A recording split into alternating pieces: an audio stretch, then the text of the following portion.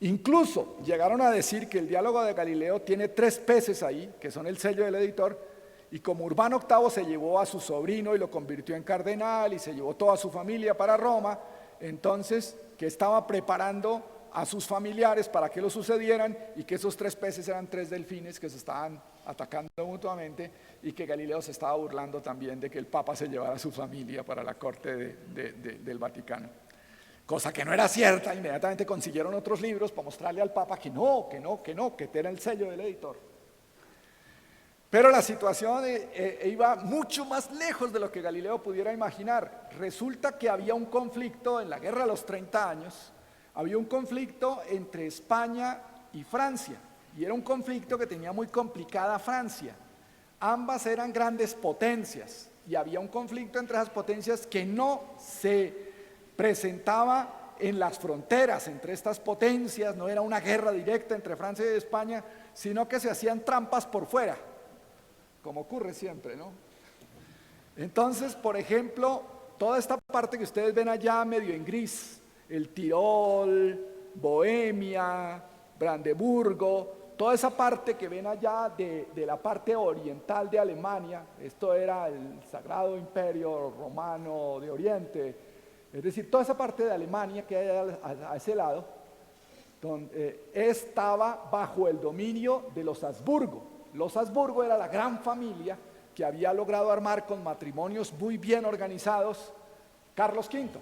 Entonces, de alguna manera, los Habsburgo estaban en Alemania, a un lado de Francia, y al otro lado de Francia estaba España, que eran los mismos Habsburgo. Entonces, Francia estaba en una pinza. Por un lado, Habsburgos, por otro lado, Habsburgos. Y en 1630 decide el cardenal Richelieu, resulta que el niño Luis XIII había estado gobernando, ha crecido y puede decidir, y él pone al cardenal Richelieu a gobernar. Antes había sido la mamá de Luis XIII la que había mandado, y era María de Médicis, es decir, de Italia. Y María de Médicis era muy católica. Francia y España estaban enfrentadas, pero Francia era católica y España era católica. Luego el Papa no tiene por qué, son todos católicos. Resulta que los Habsburgo, toda esta zona de Bohemia, Brandeburgo, Bavaria, el Tirol, toda esta zona es una zona es Habsburgo, y es una zona pues donde puede haber distintos cultos, pero hay una hegemonía católica porque son los Habsburgo de alguna manera quienes están gobernando allí. Resulta entonces que cuando María de Médicis muere, no es cuando no muere María de Médicis, sino que Luis XIII adquiere el poder suficiente para nombrar el regente y nombra regente a un cardenal, que es el cardenal Richelieu.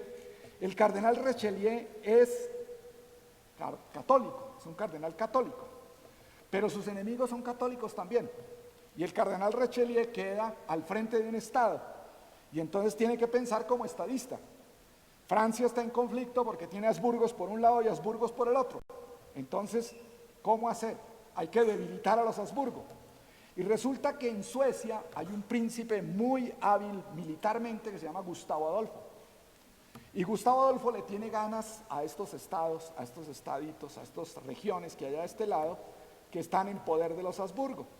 Entonces Richelieu hace un pacto con Gustavo Adolfo y le dice a Gustavo Adolfo: yo le doy plata para esta guerra y usted atáqueme los Habsburgo por este lado, debilíteme a un lado de la pinza. Y entonces Gustavo Adolfo se lanza a ese ataque. Gustavo Adolfo es un militar extraordinario, es decir, él, por ejemplo, utiliza técnicas militares novedosas. Utiliza, por ejemplo, fusiles muy livianos que no necesitan un soporte, sino que se pueden usar en la mano. Utiliza pólvora que no es necesario repartir para cada uno de los soldados, sino que se carga en cosas de cartón y uno mismo va cargando. es mucho más rápido, utiliza en vez de cañones fijos, mosquetes que se pueden rodar de un lado para otro. Entonces es realmente un militar muy terrible que entra por Brandeburgo y comienza a conquistar toda la zona amarilla, toda esa zona de Sajonia, Bohemia, Bavaria, el Tirol. Todo esto comienza a caer desde 1630 hasta 1632. Lo grave es que Gustavo Adolfo es protestante. El cardenal Richelieu, el muy católico cardenal Richelieu, ha hecho un pacto con un protestante que está atacando en todos estos lugares a los católicos. Realmente, el pacto que hacen el cardenal Richelieu y Gustavo Adolfo es que Gustavo Adolfo, donde quiera que conquiste, lo que propone y sostiene es la libertad de cultos. Es decir, aquí podrá haber de ahora en adelante protestantes, católicos, todos tendrán la misma condición. O sea que el hecho de que un protestante domine, como domina con las armas que ha obtenido gracias al apoyo de un católico, no va a significar la imposición de la religión protestante, sino la libertad de cultos. Triunfa en Brandeburgo, triunfa en Sajonia, triunfa en Bohemia, triunfa en Bavaria y llega al Tirol, y el Tirol está pegadito aquí a esta parte de Italia, es decir, llegó a la frontera ya Gustavo Adolfo en el año de 1632. Y resulta que el año de 1632 es el año en que se publica el diálogo sobre dos grandes sistemas del mundo. Y los jesuitas comienzan a atacar al Papa, porque los jesuitas son amigos de España y porque cuando llegaron a Bohemia, aquí expulsaron a los jesuitas porque los jesuitas comenzaron a hacerle resistencia a Gustavo Adolfo y entonces terminaron expulsando a los jesuitas.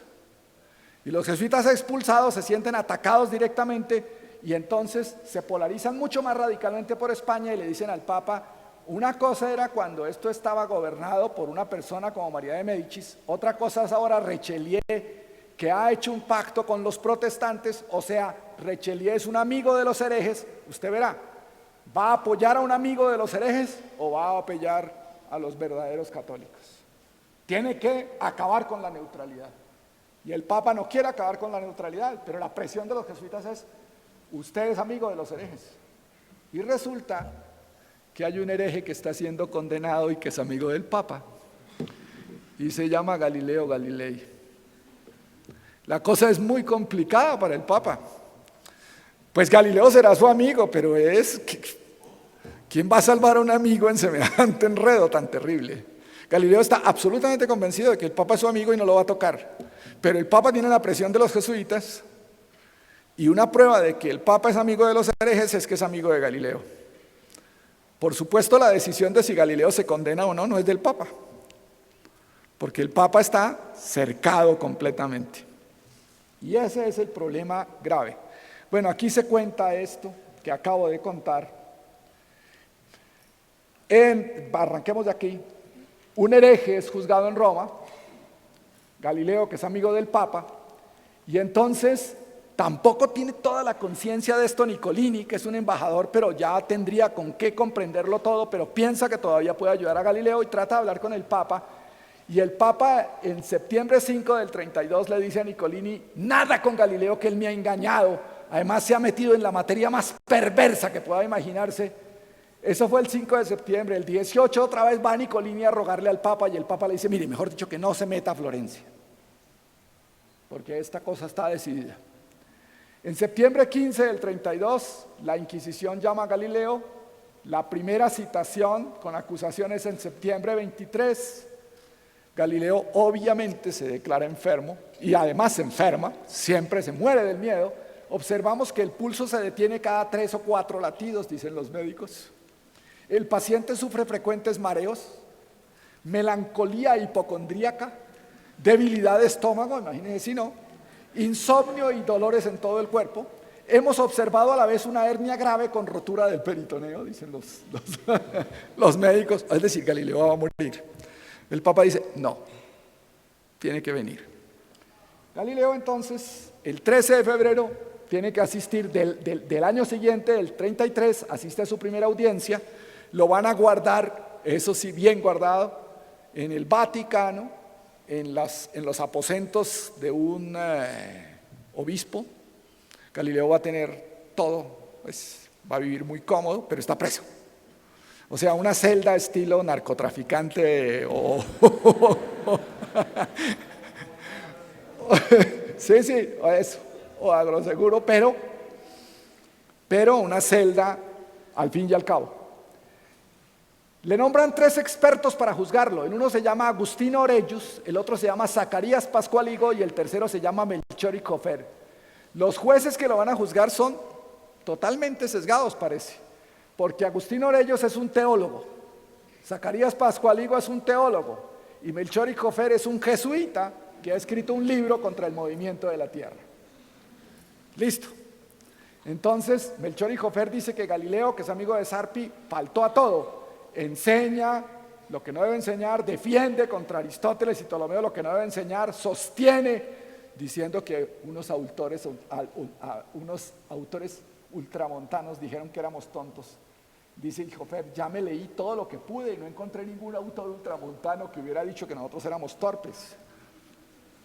En junio 22 la sentencia, obviamente, de que el sol en el centro del mundo y no se mueve es absurda y falsa, y otra vez la contradicción lógica que señala el profesor Páramo aparece en 1632, porque repiten la fórmula de 1616.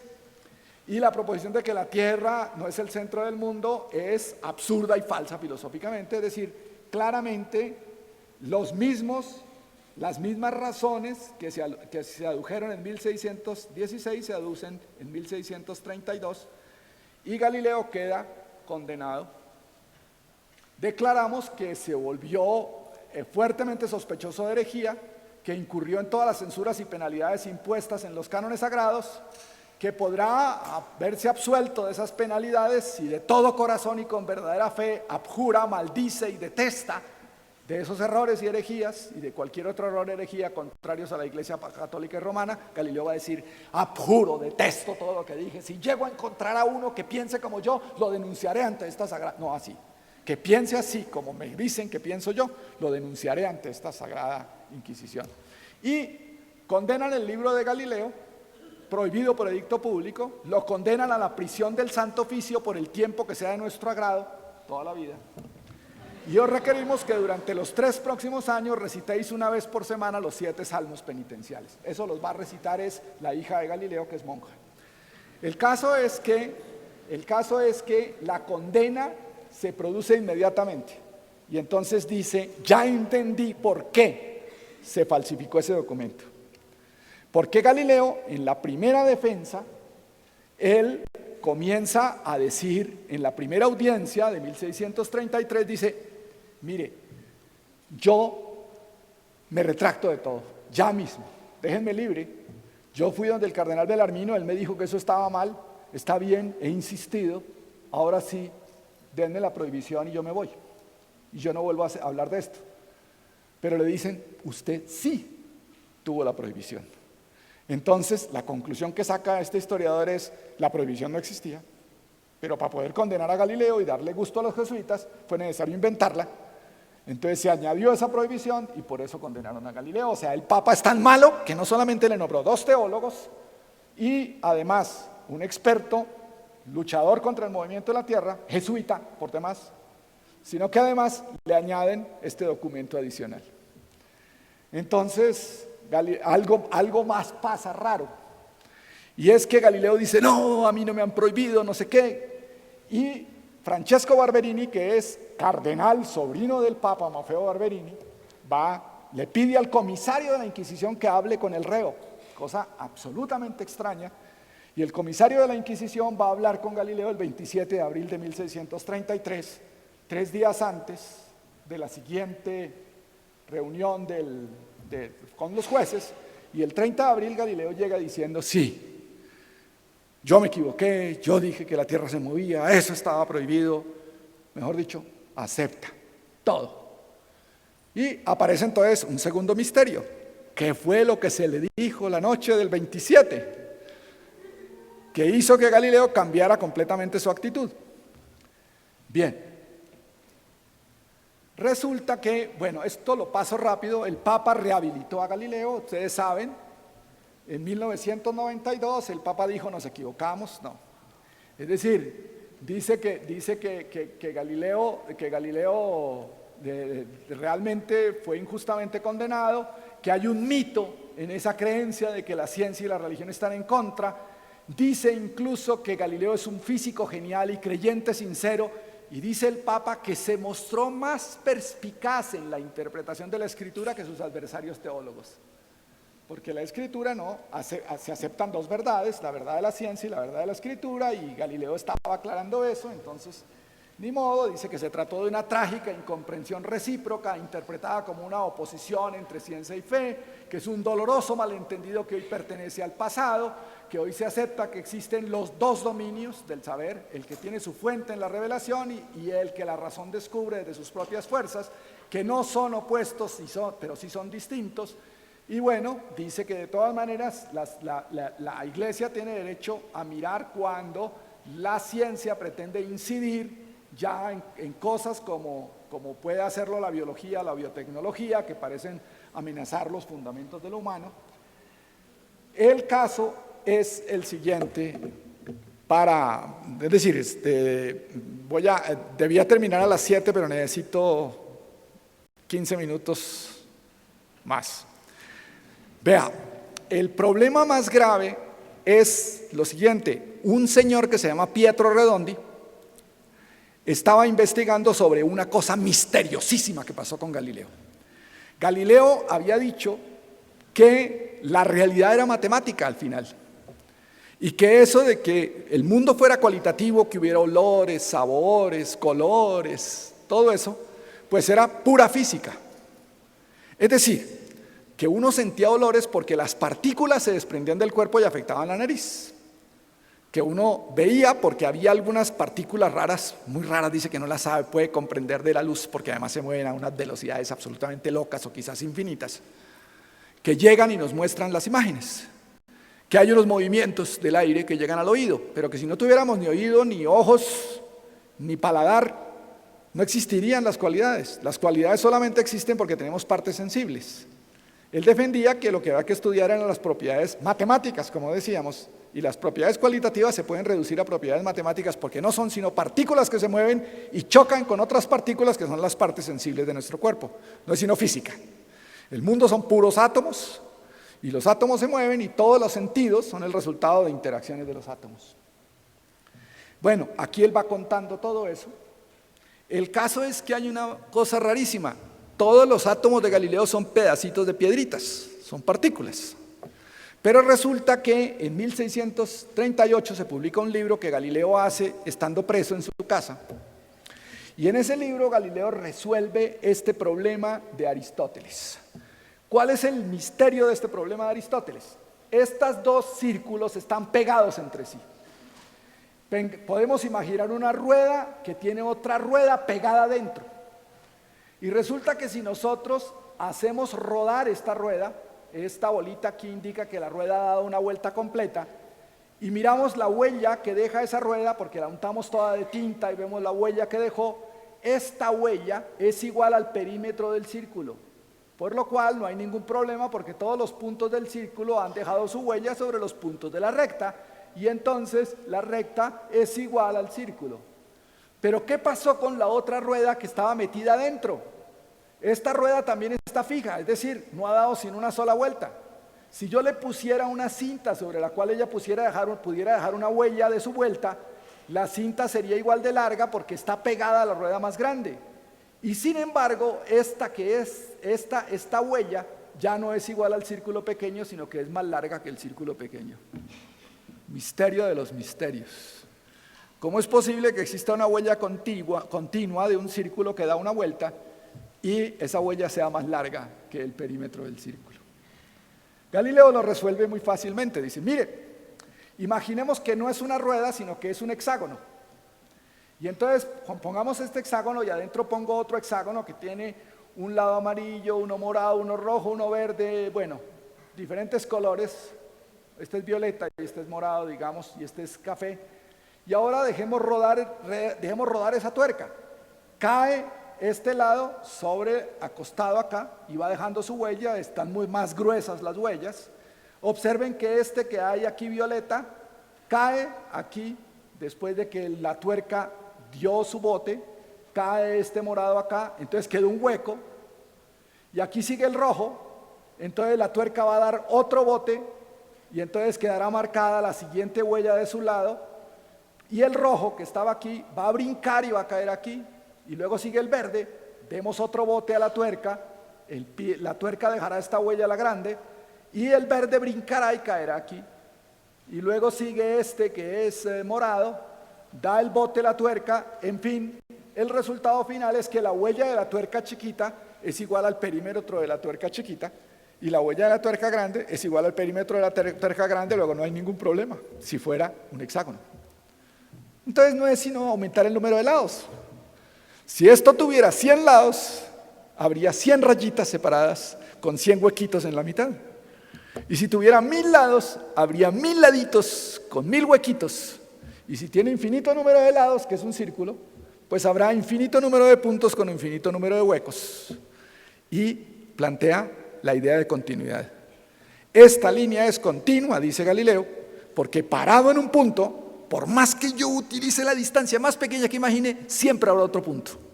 Entonces esto tiene huecos, pero es continuo, porque defino la continuidad en términos de que si está a un lado, en el intervalo más pequeño que puedo imaginar ya está el otro. Conclusión, es continua y es discontinua. Pero la definición de continuidad admite esa forma de discontinuidad cuando es la distancia infinitamente pequeña. Entonces, ¿qué es el círculo? Un infinito número de puntos, y este es un infinito número, esto que hay aquí es un infinito número de puntos con un infinito número de vacíos, y dice Galileo, y ese es el modelo de los átomos. Los átomos son tan pequeños que son puntos. O sea, lo que eran piedritas se convierte en puntos matemáticos. Si el mundo está hecho de átomos y los átomos no tienen extensión, entonces el mundo es pura abstracción. Esa es una vaina muy loca. ¿Cómo Galileo tuvo esa imaginación? No es muy claro. Entonces, Redondi quiere investigar por qué Galileo cambió de pensar un mundo de átomos de átomos corpusculares a pensar un mundo de átomos matemáticos, de puros puntos matemáticos. Galileo mismo sabe lo que acaba de decir y le dicen sus interlocutores en su diálogo, oiga, pero lo que usted está diciendo es muy loco, es decir, ¿el mundo está hecho de puntos matemáticos? Galileo responde, si lo que he expuesto es de vuestro agrado, tenedlo en cuenta, si no, reputad la cosa vana, lo mismo que todo lo que he dicho, e id a buscar de otro la explicación más tranquilizante para vuestro entendimiento. Insisto solamente en estas dos palabras, nos encontramos entre los infinitos y los indivisibles. El mundo se volvió pura matemática. ¿Cómo pasó eso? Ese es el problema de Redondi. Y comienza a buscarlo y no lo encuentra en la física. Pero se encuentra con que Galileo en el ensayador ha hablado de los átomos y está en eso, y se encuentra un documento, porque abren una sala nueva, permiten el acceso a una sala nueva en los archivos de la Inquisición, y se encuentra este documento que está a la izquierda, y resulta que ese documento es una acusación hecha en 1624 contra un tipo que dice que el mundo está hecho de átomos. Lo más interesante es que en esta acusación está citado literalmente el texto de Galileo, es decir, la acusación es contra Galileo. Y lo acusan de atomista. ¿Qué significa ser atomista? Significa lo más terrible del mundo. Decir que la Tierra se mueve, pues eso es una herejía, pero es una herejía suave. Pero ¿qué significa decir que las cosas están hechas de átomos? Cuando el sacerdote levanta la hostia, ha acordado el Concilio de Trento que es así y ha tomado distancia de los protestantes que piensan distinto. Cuando el sacerdote levanta la hostia, el pan se convierte en el cuerpo de Cristo. Cuando levanta la copa del vino, el vino se convierte en la sangre de Cristo. Los herejes protestantes, Lutero por ejemplo, dicen que no, que cuando se levanta la hostia sigue existiendo el pan, pero ahora está ahí el cuerpo de Cristo. Y cuando se levanta la copa sigue existiendo el vino y ahí está la sangre de Cristo. Pero los católicos dicen eso es una transubstanciación. una transformación de la sustancia.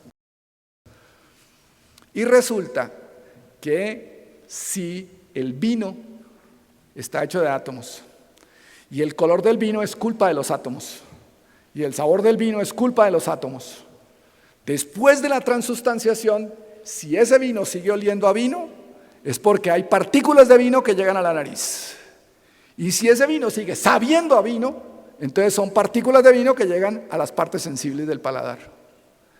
Entonces, sustancia del vino no se fue, porque es por la sustancia de las partículas que yo puedo reconocer los accidentes. La explicación del Concilio de Trento es: se separaron las fuerzas los accidentes de la sustancia. En realidad, las formas sustanciales de las formas accidentales. Entonces querría decir que tendríamos todas las sensaciones del vino, pero sin vino. Pero los atomistas son tan herejes que dicen que las sensaciones del vino son vino.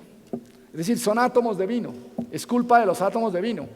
Luego, este señor le está llevando a la contraria al dogma de la transustanciación, porque dice que después de la transustanciación sigue existiendo la sustancia del vino, si no, no serían posibles los accidentes del vino, porque los accidentes no son separables de las sustancias, porque los accidentes son culpa de la sustancia. Conclusión: este es un hereje monstruoso y debe ser condenado a muerte. Esto es 1624. En 1624 no hay conflicto. María de Médicis manda en Francia. El Papa está bien equilibrado, lo acaban de nombrar, es un Papa extraordinario, Urbano VIII. Entonces, esta cosa se guarda, esta denuncia se guarda por allá en un lugar recóndito y nunca se supo que habían condenado a Galileo. Entonces, Redondi dice: ¿por qué Galileo en 1638 cambió su teoría? La cambió sencillamente porque si los átomos son puntos matemáticos, entonces ya no son sustancia. Sigue existiendo una teoría de que los átomos pueden ser culpa de los accidentes, no la ha contradicho, pero si los átomos no son sustancia, mal podría decirse que porque haya átomos se conservó la sustancia. Los átomos no son sustancia, entonces es posible la transustanciación. La pelea por la transustanciación es muy antigua, había habido muchos problemas en la transustanciación. Los nominalistas se habían metido en problemas. Por ejemplo, Berengario había dicho que los sabores estaban ligados a la sustancia, los accidentes estaban ligados a la sustancia y que la Eucaristía era un símbolo. Lo condenaron en el Concilio Lateranense y dijo que sí había una transustanciación. A Abelardo lo metieron en problemas porque dijo que quedaban las propiedades como el olor de la manzana cuando la manzana ya no está. Santo Tomás resolvió el problema diciendo que permanecen las propiedades y que de todas maneras hay una conversión sustancial. Bueno, los nominalistas siempre en problemas. Okama había dicho que la sustancia era cantidad y una cosa era la lógica y otra la teología. Nicolás de Autrecourt, otro nominalista, era atomista y le tocó abjurar públicamente el 25 de noviembre de 1347 y le quemaron los libros. Lutero había dicho que con el pan y el vino estaban la carne y la sangre, luego de eso ya era una herejía. Para los católicos, en el Concilio de Trento, toman a Santo Tomás, toman un texto de Suárez, una propuesta del padre Suárez, y entonces hablan de la separación entre los modos accidentales y los modos sustanciales. Y este cuadro, bueno, no se ve muy bien, es un cuadro pintado por Rafael, en donde está la disputa del sacramento, qué es lo que significa la transustanciación, y abajo está una especie de una figura que representa eso de la transustanciación, que es muy abstracta, es como un círculo en el cual hay algo que uno podría intuir que es como una hostia, pero tampoco está determinado, y es muy distinto del borrador. Aquí hay un dibujo del borrador de Rafael, donde está la copa y la hostia, y aquí en el cuadro finalizado la cosa se ha vuelto muy abstracta. El problema ha sido terriblemente complicado, el de la transustanciación. Galileo acaba de meterse en un problema terrible, que es el problema de la transustanciación. Y entonces, esto, ¿qué hace sospechar a Redondi? Redondi dice: a Galileo los jesuitas sacaron a la luz la denuncia que ellos habían hecho. Eran los jesuitas los que habían denunciado a Galileo. Y en 1632, viendo que el Papa dudaba, le dijeron, bueno, está bien, si usted no lo condena por el movimiento de la Tierra, tendrá que condenarlo por el atomismo. ¿Qué fue lo que habló en la noche el delegado, el delegado de la Inquisición, que fue por orden del cardenal Barberini, Francisco Barberini, el sobrino del Papa? Probablemente le dijo a Galileo, mire, resulta que lo quieren acusar a usted de atomismo y eso sí lo condena de una vez a la hoguera. Acepte el heliocentrismo. Nosotros hemos hecho una propuesta. Le vamos a añadir que usted ya recibió la prohibición. Y con eso, pues lo acusamos del heliocentrismo antes de que se le venga encima el atomismo. Y entonces Galileo dijo, sí, bueno, no, ni modo, sí, claro, es mejor estar preso en mi casa que ser quemado en la hoguera como Giordano Bruno. Y entonces probablemente eso pudo haber ocurrido y entonces le entra la sospecha. ¿Quiénes eran los teólogos? Y resulta que los teólogos que condenaron a Galileo, Agostino Oreggi, había hecho una teología donde se distanciaba de los jesuitas, que eran sus maestros, y la premisa fundamental de su teología es que había que distinguir entre lo que pertenece a la ciencia y lo que pertenece a la teología. O sea que este juez no iba a condenar a Galileo.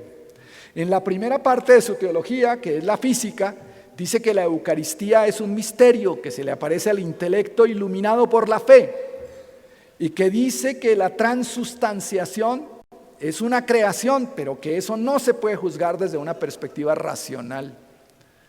El otro teólogo, Zacarías Pascualigo, era el teólogo más cercano al Papa que lo defendía en todas las cosas. Él era teatino, los teatinos peleaban con los jesuitas porque tenían misiones juntos en el Medio Oriente y peleaban los territorios. Esta orden tenía una vocación asistencial, era de inspiración agustiniana y eran muy amigos de Richelieu. Decían que San Ignacio de Loyola, el fundador de los jesuitas, había sido expulsado de la orden de los teatinos antes de fundar la orden de los jesuitas. Obviamente los jesuitas decían que no.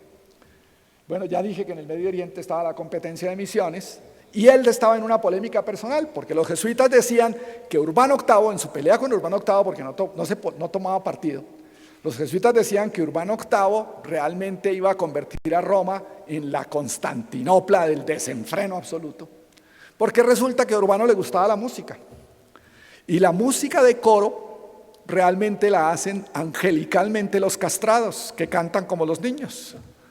Entonces comenzaron a atacar a Urbano VIII diciendo que él estaba promoviendo la castración para tener un buen coro. Y Urbano VIII decía, pero yo no tengo la culpa si ellos deciden castrarse. Los que vieron la película de Farinelli saben que si alguno de esos decidía no castrarse, pues la familia le ayudaba, porque el problema de pertenecer al coro papal es una cosa muy valiosa para alguien que es demasiado humilde. Y entonces efectivamente sí había muchos castrados en el coro papal. Y entonces Zacarías Pascualigo decía, no, primero hay que tener en cuenta que no es cierto, como están diciendo, que Dios nos dio el cuerpo en usufructo para usarlo, pero no como un don, o sea que estamos limitados. Hay que mirar cómo se entiende eso. Es decir, de todas maneras uno tiene decisión sobre su cuerpo y esto es una decisión libre. Además es una cosa de la física. Eso de castrarse o no es una cosa de la física. Y argumentaba que no veo cómo la física y la teología tengan que confundirse en una sola ciencia. Dice en las disputas sobre metafísica, sobre teología metafísica. Lo cierto es que este otro también estaba en lo mismo, distinguir entre la teología y la física. O sea que tenemos dos teólogos, amigos de Galileo, que van a argumentar es que la ciencia es distinta de la fe. Y el tercero, que es el jesuita que ha escrito contra el movimiento de la Tierra, que es un teólogo, matemático y astrónomo anticopernicano, resulta que hay una carta del padre Riccardi donde le dice al Papa, ya encontré el jesuita que estábamos buscando. Se llama Melchor y Jofer. ¿Y quién era Melchor y Jofer? Pues un jesuita, efectivamente, que era anticopernicano, efectivamente, pero ¿por qué estaba en Roma? Estaba citado por la congregación del Índice, estaba citado por la Inquisición. Este jesuita había cometido un error terrible. Había escrito un libro que hablaba de una carta de la Virgen María a los hombres de Mesina, que era seguramente verdadera y había sido escrita en el año 62 después de Cristo. Entonces le decían, mire, primero no tenemos ninguna seguridad de que la Virgen no haya subido al cielo antes del año 62. Que además la Virgen podía escribir una carta. Mire, sinceramente no sabemos si la Virgen sabía leer y escribir. Usted no debiera decir que esto es absolutamente verdadero. ¿Por qué no dice que eso es una hipótesis? Diga que es una hipótesis, cambie su libro, diga que es una hipótesis. Entonces el curita escribe otro libro, el título del nuevo libro se llama Carta de la Virgen María a los hombres de Mesina. Bueno, quiere decir conjetura bastante racional y verosímil de que eso sea una carta verdadera. O sea, lo convierte en una hipótesis, pero por dentro del libro no cambió ni una sola palabra. Entonces lo llamó la Inquisición. ¿Cómo es que usted nos va a engañar? Le pedimos que cambie el libro, usted no lo cambia, venga para acá. Entonces ese jesuita está atrapado por esa equivocación. ¿Qué es lo que piensa Redondi? Lo que piensa Redondi es que probablemente el Papa seguía siendo amigo de Galileo. Que esa cosa horrible, que la materia más perversa jamás conocida, no tiene que ver con el movimiento de la Tierra, sino con la transustanciación. Que el Papa no quería que se metieran en eso, tenía que ver con que el Papa tenía que condenar a Galileo por las razones políticas del momento, pero probablemente no quería hacerle un daño excesivamente grande. Y todo se comprendería si eso fuera así. Esta explicación de Redondi se presentó a 30.000 conflictos y peleas. En este momento no sabemos nada. Es decir, sabemos que lo oficial y en donde tenemos documentos es la condena por el heliocentrismo. Entonces los historiadores prefieren los documentos. Todo esto son hipótesis, ¿no? Tenemos ese documento que es la acusación de atomismo, pero no sabemos qué se habló la noche del 27. No sabemos si de verdad es falso el añadido que dice Giorgio de Santillana que se hizo al proceso de 1616. No sabemos qué había en la mente del Papa. Si fuera cierto esto, durante 350 años nos convencieron de que Galileo había sido condenado por el heliocentrismo y probablemente detrás había otro proceso distinto que era el proceso del atomismo. Entonces, evidentemente, pues el padre Grassi, por ejemplo, que fue el que peleó con Galileo y que probablemente, según Redondi, puso esa demanda en la Inquisición, salió de Roma. Él alegó que no quería molestar con el copernicanismo, pero igual, mientras vivió Urbano VIII, lo destituyeron de todos sus cargos, no tuvo ni una cátedra y no publicó nada más. Es decir, hay algunas razones para suponer que el Redondi pudiera tener alguna razón. Solo quería mostrar ese conflicto, en realidad es ponerle un poco de color de novela negra a la historia de Galileo para poder evadir la responsabilidad de dar razón del mito, porque ignoro ese territorio. Entonces, seguimos, es decir, lo que quiero dejar planteado es que hay muchos juicios de Galileo. La historia tiene esa dinámica por la cual el pasado es una cuestión del futuro. Y tenemos que esperar que el futuro nos aporte más claridad sobre estos procesos. Pero quiero mostrar una sola cosa para terminar. Hay un mito construido a partir del matrimonio entre la fe católica y el mundo de Aristóteles, que nos muestra este mundo con el cielo en el exterior. Y hay otro mito enfrentado a este, que es el mito de Platón, que dice que el demiurgo construyó un mundo matemático. Galileo no hace matemática solo por razones pragmáticas, hace matemática porque está convencido de que Dios es matemático. Y eso querría decir que de alguna manera ese planteamiento de la nueva ciencia, que es la explicación matemática de los fenómenos de la naturaleza, está montado en últimas en una creencia mítica, que es el supuesto de que Dios mismo es un matemático.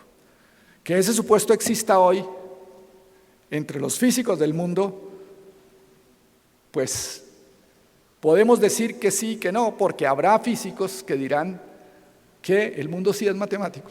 y habrá otros que dirán que la matemática es solamente un instrumento con el cual un mundo que no tiene por qué tener matemática esencialmente, pues es descrito de una manera que puede ser comprendida y que además nos permite orientar nuestras acciones, predecir, emplear la técnica y desarrollar toda esta fuerza artificial de la técnica movida por la ciencia que es la tecnología. Bueno, no más.